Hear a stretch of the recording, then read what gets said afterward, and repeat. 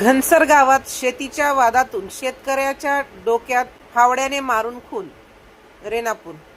शेतीच्या वादातून एका 45 वर्षीय शेतकऱ्याच्या डोक्यात फावडे मारून खून करण्यात आल्याची घटना रेणापूर तालुक्यातील घनसरगाव येथे दिनांक 22 मे रोजी सकाळी 10:30 वाजण्याच्या सुमारास घडली. रेणापूर पोलीस ठाण्यात मयताचा भाऊ परमेश्वर आमनावर यांनी दिलेल्या फिर्यादीवरून 9 जणांविरुद्ध गुन्हा दाखल करण्यात आला आहे. याबाबत पोलिसांकडून मिळालेली माहिती अशी की घनसरगाव येथील मयत मनोहर माणिक आमनावर मयताचा भाऊ परमेश्वर माणिक आमनावर वय वर्ष 40 राहणार घनसरगाव यांच्या शेतलगतच घनसरगाव पाटी ते घनसरगाव दरम्यान गावापासून अर्ध्या किलोमीटर अंतरावर आरोपी शिवाजी बाबूराव आमनावर यांचेही शेत आहे.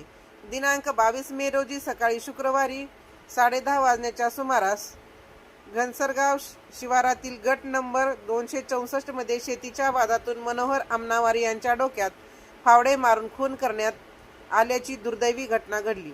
घनसरगाव ते घनसरगाव पाटी दरम्यान असलेल्या शेतात शिवाजी बाबूराव आमनावर, गोविंद शिवाजी आमनावर, ज्ञानेश्वर शिवाजी आमनावर, गोवर्धन गोपाळ आमनावर, करण गोपाळ आमनावर, गोजराबाई शिवाजी आमनावर, राणी गोविंद आमनावर, सोनाली ज्ञानेश्वर आमनावर, गोपाळ शिवाजी आमनावर सर्व राहणार घनसरगाव आदींनी संगनमत करून मयत मनोहर माणिक आमनावर वय वर्ष 45 राहणार घनसरगाव तालुका रेणापूर जिल्हा लातूर यांच्या डोक्यात फावडा मारून खून केला व हातातील काठ्या, फावडे व कुदळीने मयताचा भाऊ परमेश्वर माणिक आमनावर, आई मंगलबाई आमनावर आणि पत्नी राजकन्या आमनावर यांना गंभीर जखमी करून जीवे मारण्याचा प्रयत्न केला असल्याची रेणापूर पोलीस ठाण्यात मयताचा भाऊ परमेश्वर माणिक आमनावर यांनी फिर्याद दिल्यावरून एकूण 9 जणांविरुद्ध गुन्हा दाखल करण्यात आला आहे.